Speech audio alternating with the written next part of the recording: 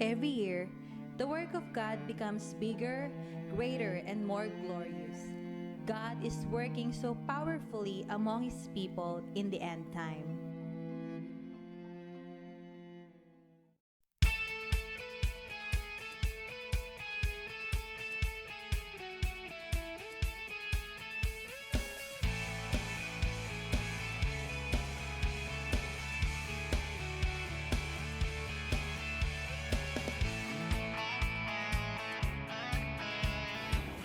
Today marked a milestone for the Pentecostal Missionary Church of Christ Portwatch of Queens, New York.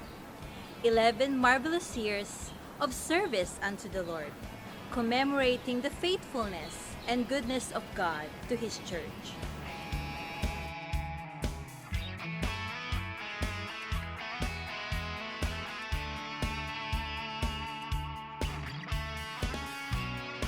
The PMCC Fort Watch of Queens, New York was born from a vision.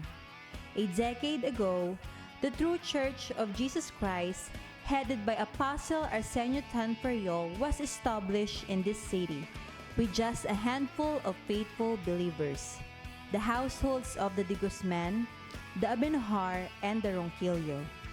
In December 21, 2003, the PMCC Fort Watch of Queens, New York held its first worship in the house of Brother June and Sister Lani De Guzman in Oceanside, New York. Pastor Faye Palma Barrios heads the pioneering mission. The following year, during the 2004 U.S. District Convention, Bishop Jonathan Ferriol introduced the Antioch Vision.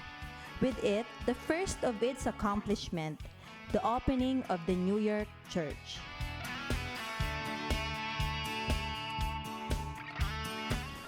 In 2004, the PMCC Fort Watch of Queens, New York moved here in a basement at 62nd Street, Woodside, New York.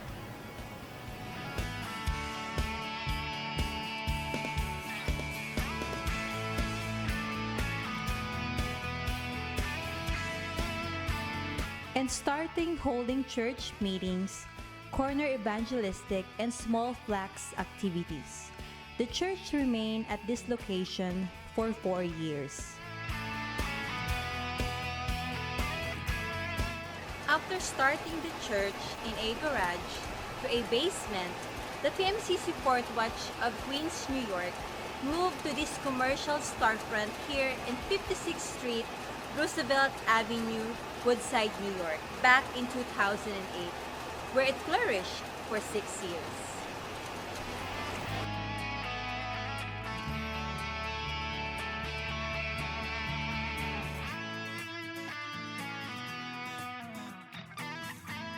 God's work was indeed marvelous, and it was a great proof that God is alive and is working in His church in the end time.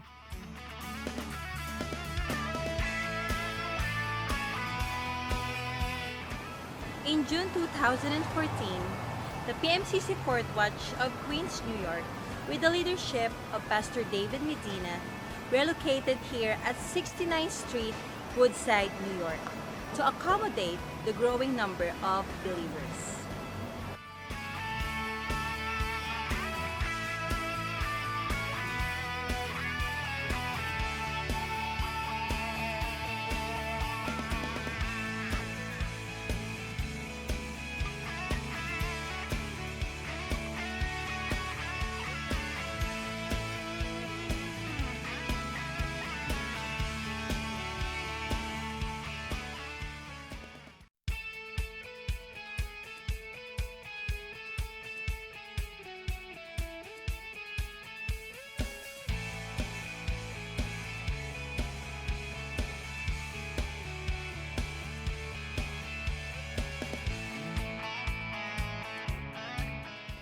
From garage to basement to storefront underneath the train, and now to a better location, God has shown Himself faithful.